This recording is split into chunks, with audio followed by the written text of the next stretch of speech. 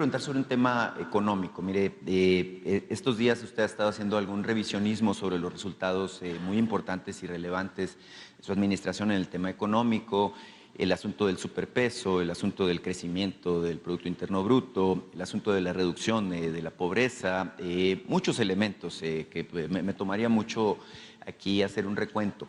Yo recuerdo que hace un par de años usted planteó que nos iba a presentar un nuevo estándar de medida de lo que es justamente los resultados de esto que usted ha bautizado como el humanismo mexicano, en donde hablaba, bueno, de que no se trata solamente de cuantificar el crecimiento de la economía per se, sino también medir otros estándares, como por ejemplo el índice de bienestar, el índice de felicidad que pudiéramos tener los mexicanos y otros factores. Quiero preguntarle si ya tiene un indicador definido y cómo podremos nosotros los mexicanos establecer nuestro índice de satisfacción al respecto. Y señor presidente, mire, hay un tema que está en discusión, que es muy importante, que tiene que ver con esto que estoy planteando, el bienestar de los trabajadores. Es un asunto muy importante. Yo sé y entiendo, porque conozco y he leído lo que usted siente al respecto de su filosofía de vida, de que es importante darle poder a los trabajadores, darle poder al pueblo, justamente para que puedan progresar y que puedan tener justamente pues estas aspiraciones de bienestar. Es parte de lo que usted define justamente como el humanismo. Se le preguntó hace unos días si iba a incluir usted en sus iniciativas el tema de la reducción de la jornada laboral de 48 a 40 horas. Usted no lo está incluyendo por una razón muy simple. Esto ya está en la Cámara, está en discusión, está en comisiones. Entonces, más bien yo lo que le quiero preguntar es su opinión, mire, al respecto de lo que tiene que ver con el bienestar. Usted sabe que México está viviendo lo que pudiéramos calificar como una primavera laboral. Se han logrado cosas muy importantes en la lucha de los obreros, en la lucha de los trabajadores, el tema de la ampliación de las vacaciones a 2 semanas, el tema del reparto de utilidades, el tema de los aumentos salariales son asuntos fundamentales. Usted está promoviendo también la posibilidad de que haya una reforma para el tema de las pensiones, para que se puedan retirar con la totalidad de sus salarios, lo cual es muy importante.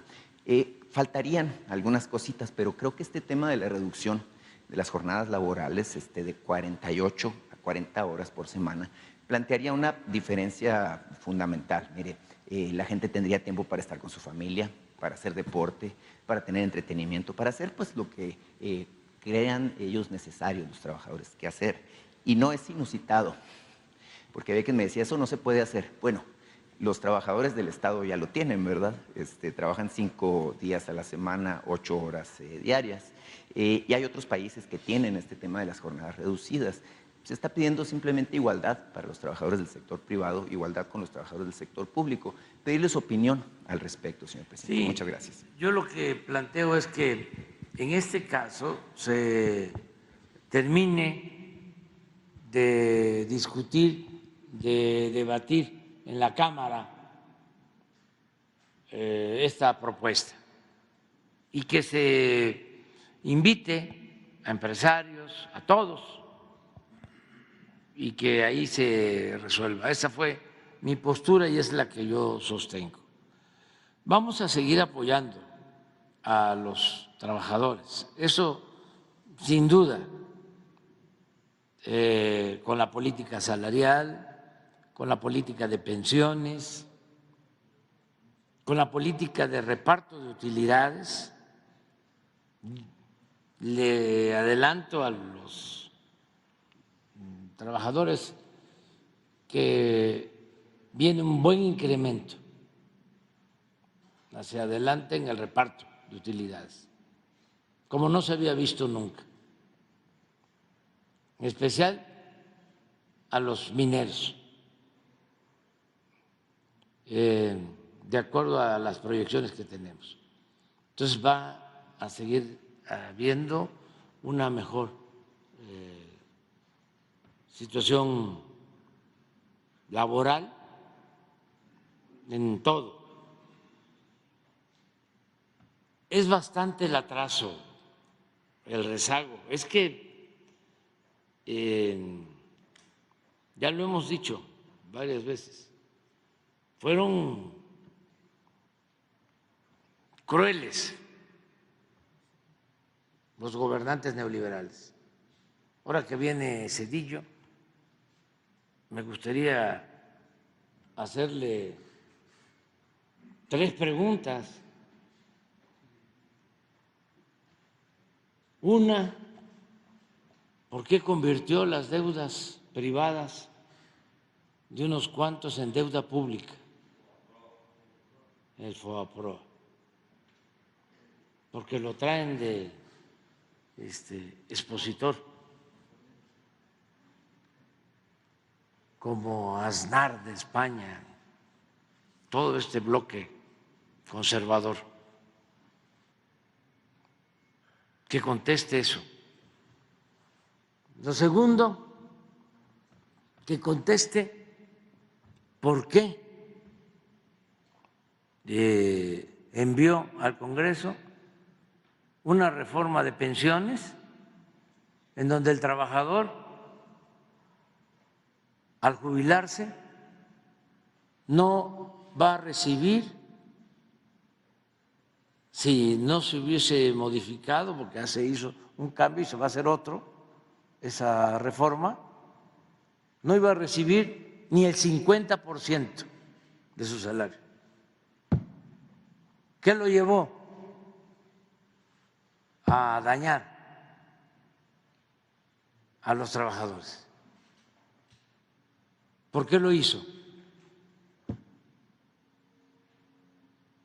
¿No sabía lo que iba a significar esa reforma a la pensión, a las pensiones? ¿Hicieron mal el cálculo? ¿La corrida financiera? Esa sería la segunda que explicara. Una tercera es por qué durante su gobierno no aumentó el salario mínimo, sino al contrario, se redujo.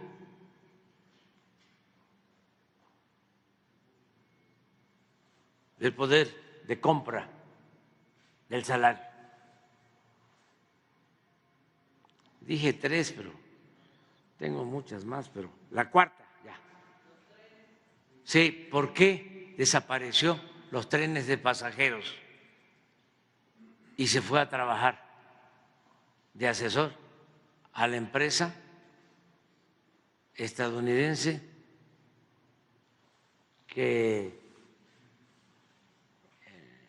le entregó los ferrocarriles nacionales, a la empresa que le entregó los ferrocarriles nacionales? Entonces, ahora estamos buscando revertir todo eso. Lo que voy a presentar el día 5, en esencia, es el regresar el espíritu y la letra a la luz de los nuevos tiempos de lo que fue la Constitución original de 1917. Eso es lo que voy a plantear. Que la Constitución del 17 vuelva a ser una Constitución que garantice las libertades, la democracia y sobre todo la justicia social. Porque lo que más se vulneró en el periodo neoliberal fue lo relacionado con la justicia social. Se entregaron las tierras ejidales, es decir, se privatizó el ejido, se abandonó el campo, se afectó a los trabajadores con salarios muy bajos, se le quitaron prestaciones. Esto del reparto de utilidades ya no existía. Eso lo creamos nosotros. ¿Qué hicieron más? Se evitó la contratación de los trabajadores, la basificación de los trabajadores, se estableció la subcontratación, el outsourcing, el poder contratar a un trabajador por hora, no pagarles o no reconocerles prestaciones sociales, laborales. Entonces, pero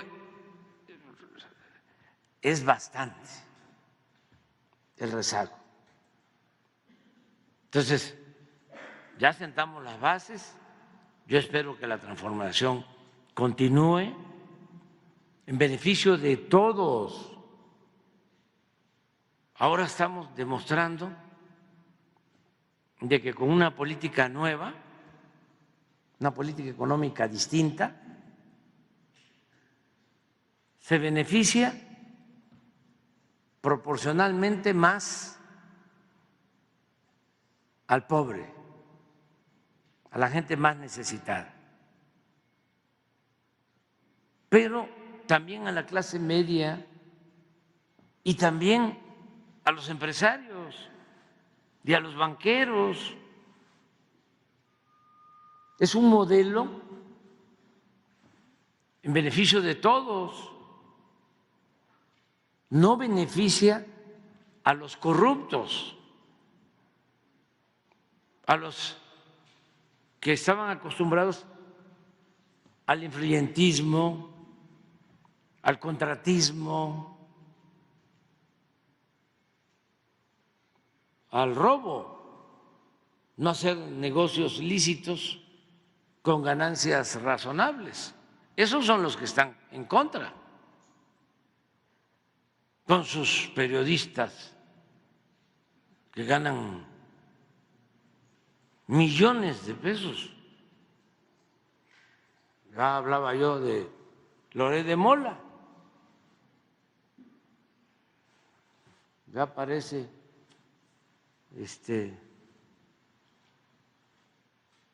un trabajador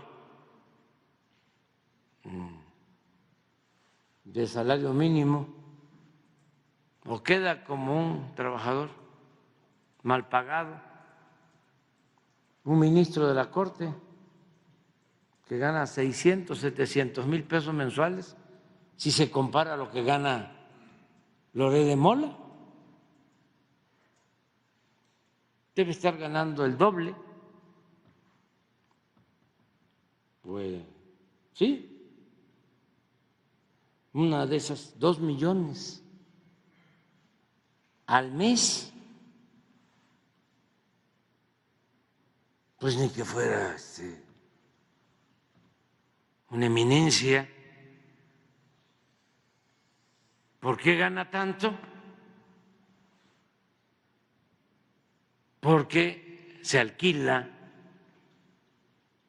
como golpeador para defender a corruptos que antes eran los que mandaban en México. Entonces hay todavía que seguir avanzando. Lo que dices de la jornada, que se convoque a todos. Escuché a empresarios sosteniendo, aquí lo dije, de que necesitábamos más fuerza de trabajo y que al trabajador le iba mejor. Ese es un planteamiento, si le pagaban extras. o sea, horas extras, que está sucediendo en la industria de la construcción. México ahora parece increíble, pero estamos casi con empleo pleno. El desempleo es mínimo y tiene que ver mucho con la reactivación de la economía y con el modelo que se está aplicando. La llegada de inversión extranjera, lo que ha significado la inversión pública, la promoción de la industria de la construcción, que reactiva pronto la economía, que fortalece el mercado interno, que genera muchos empleos. Entonces, hay quienes opinan eso, hay quienes dicen, me acuerdo del finado Bremer, que decía que estaba de acuerdo con las 40 horas, y era empresario.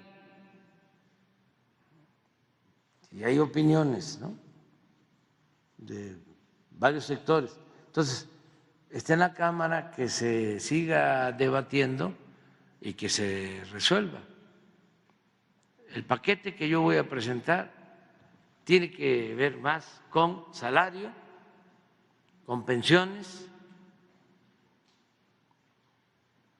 con bienestar y otras cosas, pero sí es en beneficio de los trabajadores. Pues el índice AMLO le dicen, no sé si ya le puso un nombre o índice de bienestar o alguna situación así.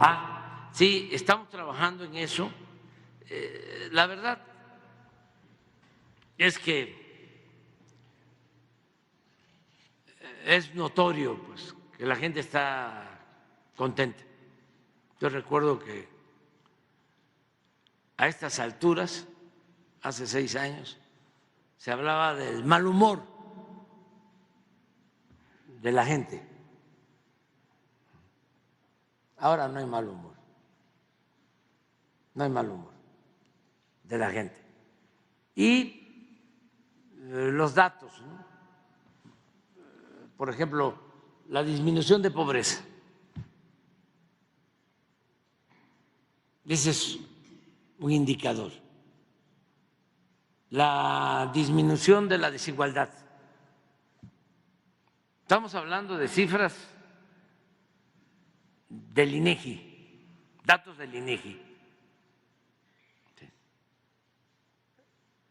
El fenómeno de que el sur-sureste crece casi al doble del norte, que eso no se veía en años. ¿Y por qué es importante? Bueno, porque la población más pobre de México está en el sur-sureste. Es Oaxaca, es Guerrero, es Chiapas, Veracruz, los estados del sureste. Entonces, todo eso es muy alentador. Dicen nuestros adversarios, sí, porque tienen ahora dos cosas. Como no les ha ido bien, pero como diría el clásico,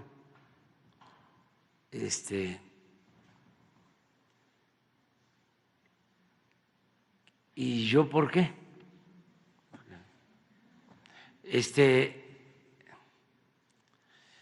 No me culpen a mí, porque todo es culpa mía. Pero ahorita tienen dos cosas, ¿no? Los cerebros, que ya deberían de removerlos porque no dan resultado.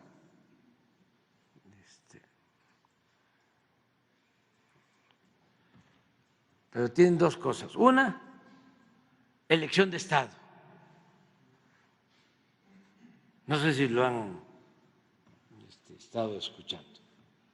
Elección de Estado. Y Andrés Manuelovich, el dictador.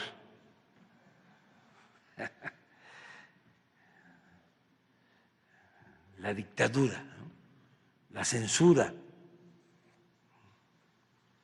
Desde el gobierno del presidente Madero no habían insultado tanto a un presidente como ahora. Y no pasa nada. No se reprime a nadie, no se censura a nadie. Lo de la periodista Azucena era porque pues, quería ella tener otro espacio. Aquí dijimos hace un año o 2 años,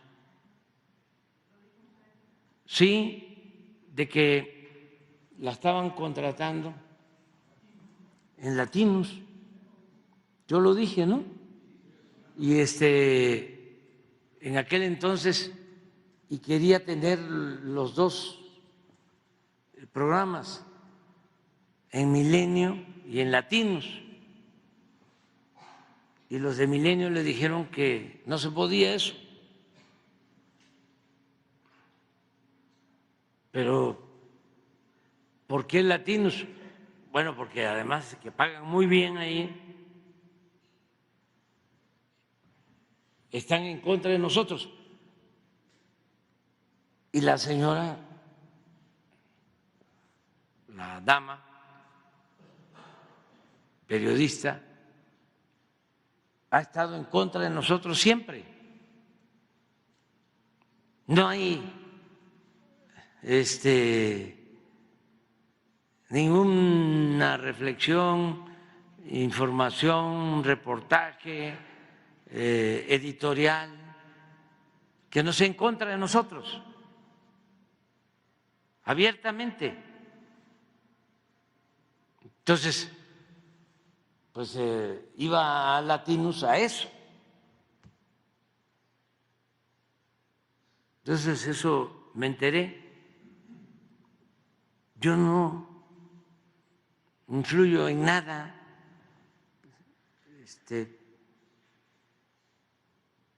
Y no sabía yo que ya estaba en fórmula, porque no tengo tiempo para estar escuchando programas de radio, viendo televisión, noticieros. No, me entero de otra manera. Tengo mis formas, ¿no?, de enterarme. Con mi iPhone 38,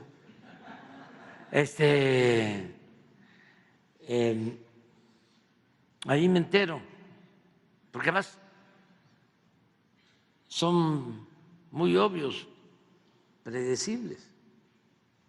Los conozco desde hace tiempo. Ya no me cuesta mucho trabajo. Entonces, ¿qué traen ahora? Elección de Estado. ¿Cuál elección de Estado? Nosotros queremos que la gente vote libremente por el candidato, por el partido que quiera. Nosotros padecimos de elecciones de Estado. Cuando ellos aplaudían, no solo aplaudían, eran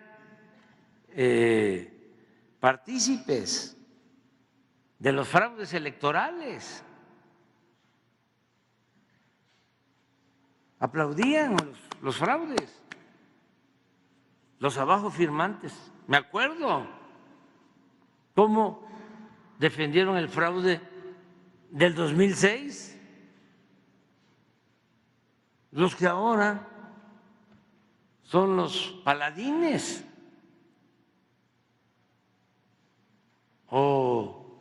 aparentan ser paladines de la libertad y de la democracia. ¿Por qué fraude de Estado? ¿En dónde? ¿A quién se le limita su libertad de expresión, de manifestación? A nadie.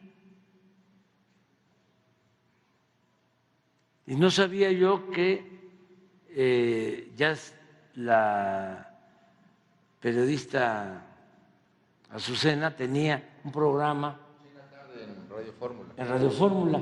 Ahora le van a dar un matutino. Ah, va a tener otro. Sí. Pero, ¿desde cuándo tiene el de la tarde? Desde que entramos, desde el 19. Ah, tiene ya. Entonces, cuando iba Latinos, ya tenía el programa de Radio Fórmula también. Y en Milenio. ¿Sí? Pues no hay ningún problema, que le vaya muy bien. Eso es lo que les deseo.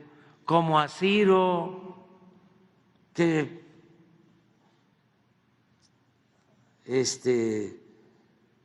llevamos debatiendo, para decirlo suavemente, 20 años.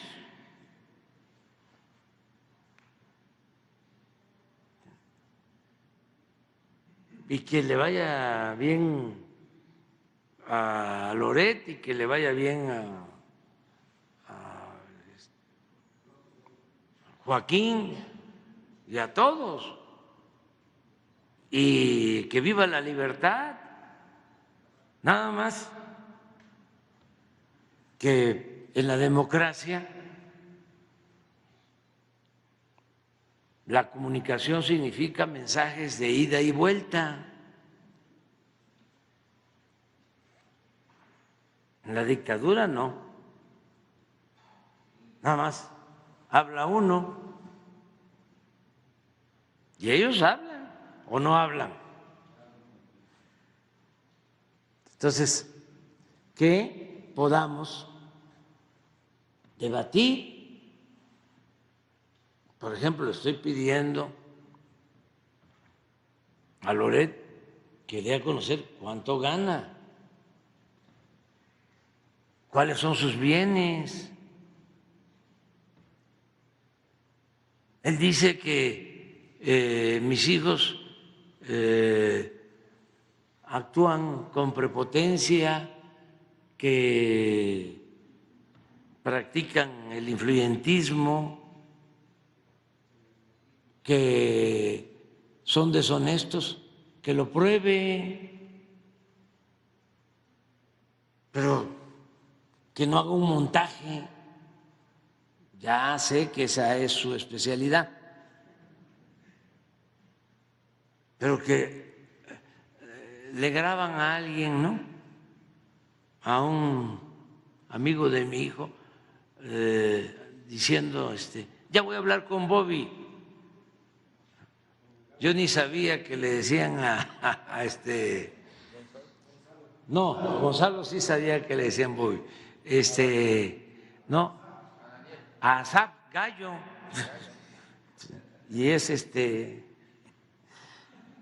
el jefe ayudante, que eficaz, trabajador, honrado, de toda mi confianza. Pero no sabía yo que le decían el gallo, que porque en una llamada, ¿no? Voy a comer con el gallo. Ya le dije a Daniel, lo bueno es que no le han quitado ni una pluma a nuestro gallo. Pero eso es todo, esa es la gran acusación.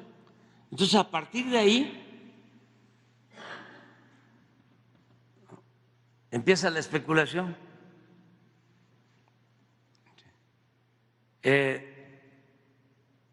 Y la calumnia. Pero, ¿dónde están las pruebas? Y siempre he sostenido que hay cosas que no se pueden ocultar en la vida.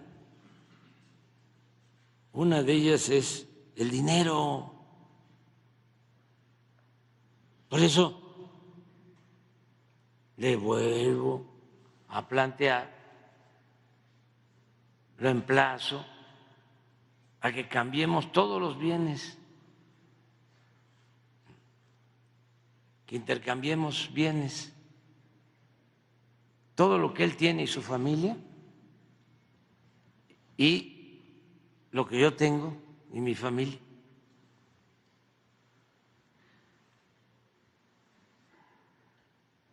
Me va a dar, repito, pues tristeza, porque voy a dejar la quinta de Palenque, sí, pero nada más la quinta de fin de semana de Valle de Bravo, me voy a rayar ahí, en la alberca.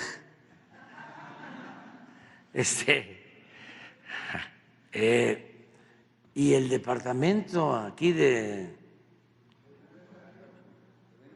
Rubén Darío, nada más con eso. Entonces, tampoco es un asunto de pleito, es hacer la vida pública cada vez más pública. Y lo que sucedía antes es que ellos eran los que cuestionaban, eran los jueces, pontificaban. Por eso cobraban tanto y siguen cobrando tanto. Porque cuidado, no te metas. Sí, pero eso se lo hacían a los corruptos.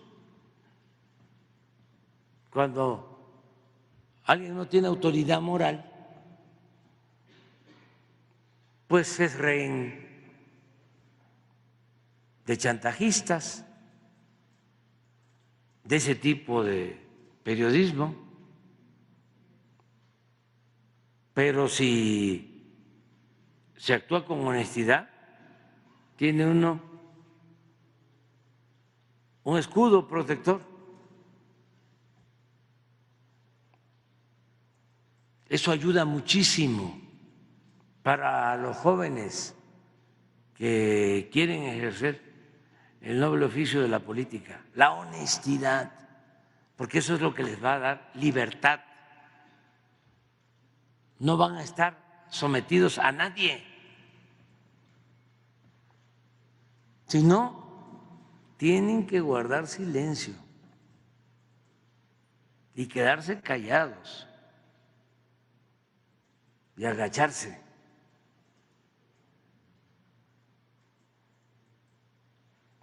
Pero cuando hay honestidad,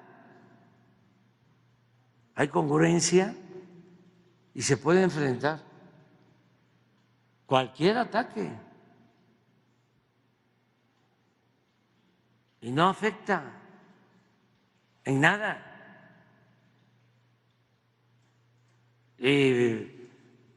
Una vez, yo creo que ya lo platiqué aquí, pero es muy interesante también para los jóvenes.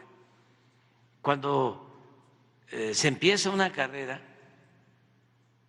política, se inicia una lucha social, pues se enfrenta uno a adversarios poderosos. Y estando joven, eso los que están en la lucha social, los que están en la política. Los que no están en la lucha social ni en la política, no, eso les va peor. Porque los que están en la lucha social, los jóvenes, la lucha política, cuando se empieza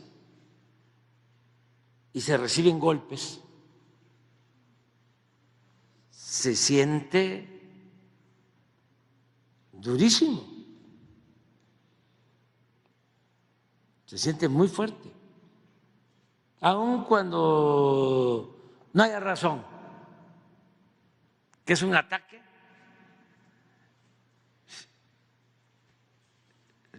se siente mal la persona, el dirigente.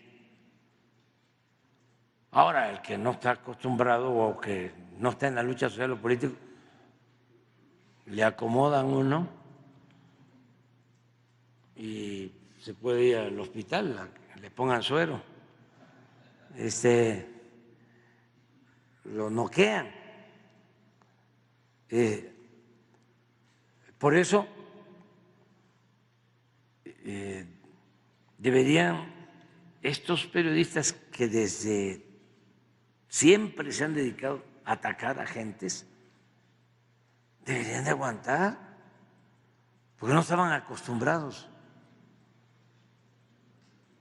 Nada más era pegar y pegar y pegar y pegar. Entonces, cuando hay réplica, no les gusta. No les gusta y se sienten mal, no crean.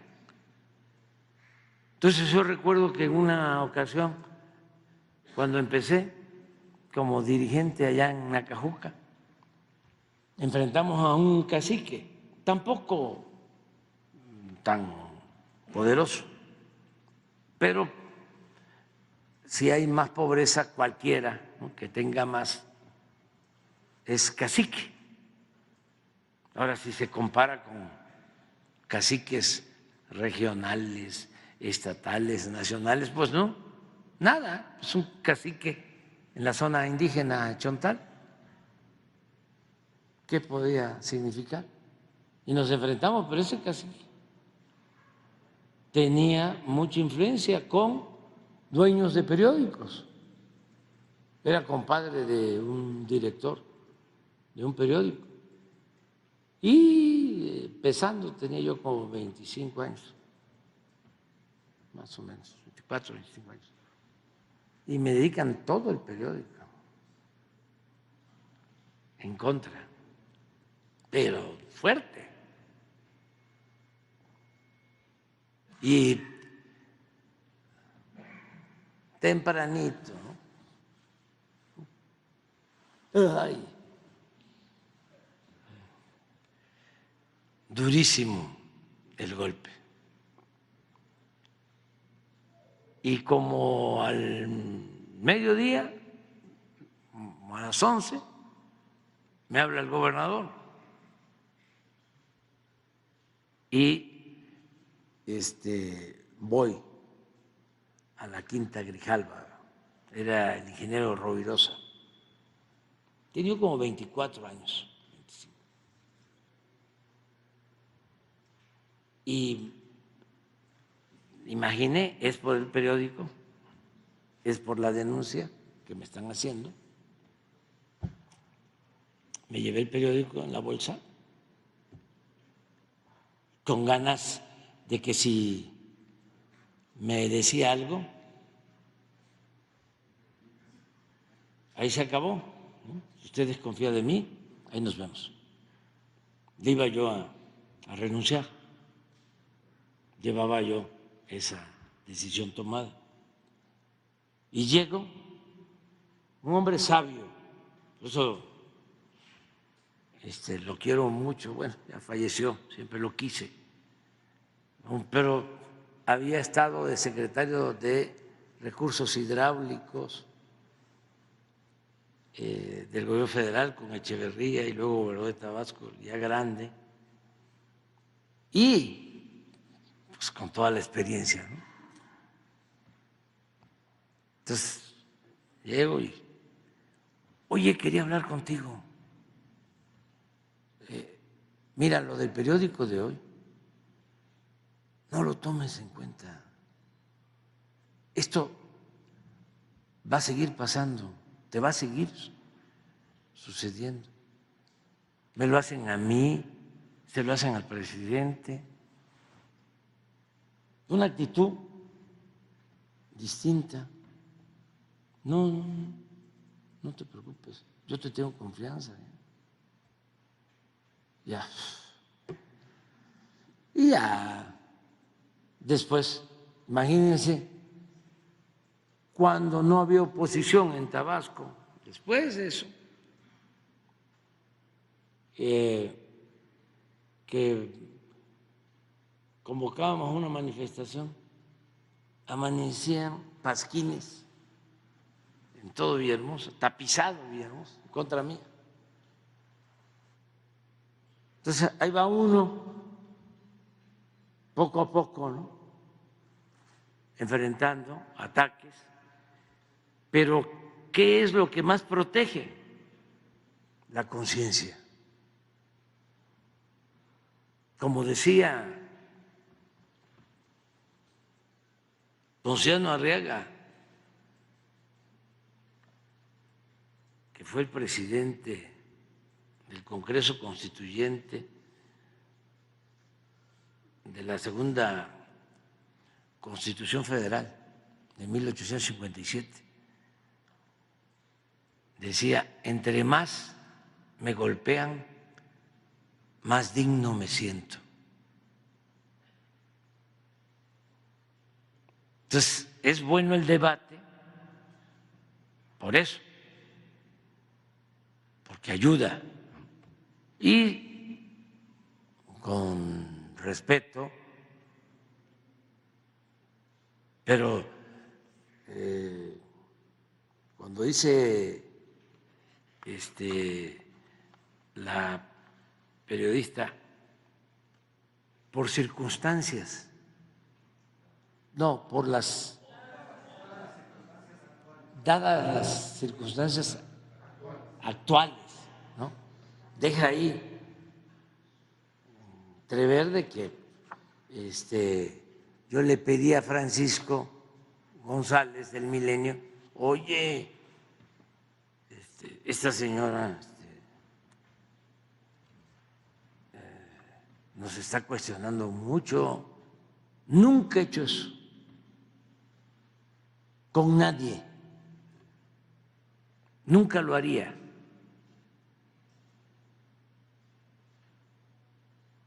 Por convicción, por principio, y también imagínense un presidente pidiendo eso.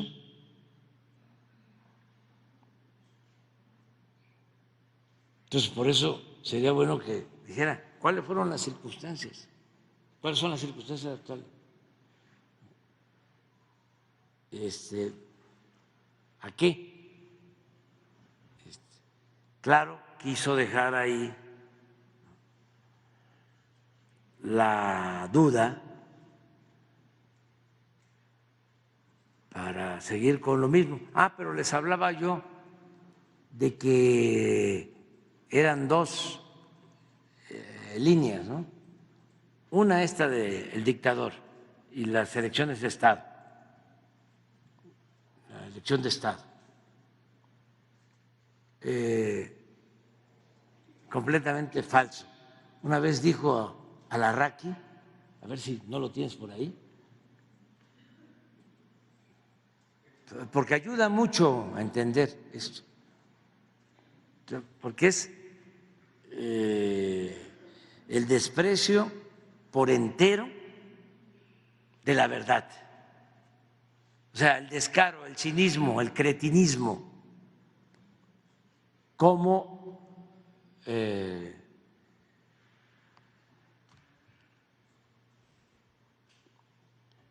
información, como periodismo, que no, el periodismo es un oficio muy noble, que ni los más sucios periodistas han podido manchar. Pero para que vean qué es el periodismo mercenario, vendido. No, hay una en donde dice él eso. El uso de la mentira como arma política. Sí, pero ¿lo tienes? Sí. Pero que la gente lo pueda escuchar y ver. Entre más mentiras utilices, mejor.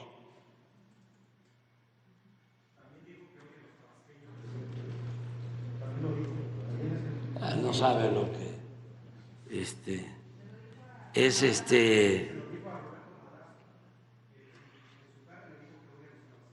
sí.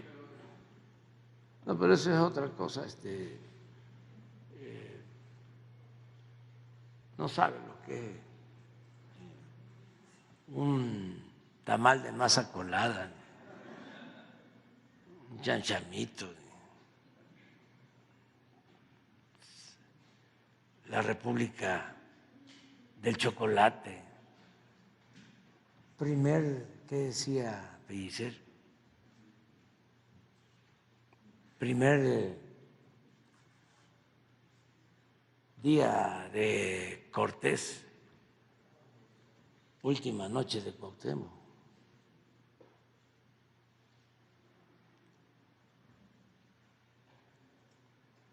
Pero ese es otro, no, esto del periodismo, es decir, hay que mentir. Bueno, esa es una. Y la otra es la violencia. Ya, violencia, violencia, violencia, violencia. Todo el discurso tiene que ver opositor con la violencia. Si ven, si aguantan un discurso de nuestros opositores conservadores, revisen. Es violencia, muerte, violencia, muerte, violencia, muertos, violencia, muertos. Esa es la otra línea. No les funciona ni una ni otra cosa. El caso de la violencia, acaba de sacar el INEGI la percepción de inseguridad. Es de las más bajas en años. ¿Qué no ven eso?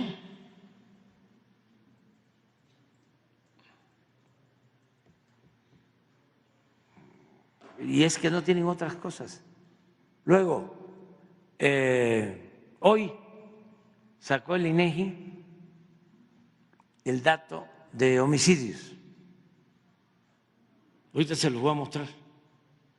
Hoy en la mañana, a las 6 de la mañana. ¿No encuentran a Larraque? Sí, es que dicen que mientras más mentiras se digan contra Morena, mejor le va. Pero nada más Eso con sí. esa frase. Con esa frase. Nada más eso. Y también lo de Trump y Biden. ¿De qué? Lo de la encuesta también. de Trump y Biden.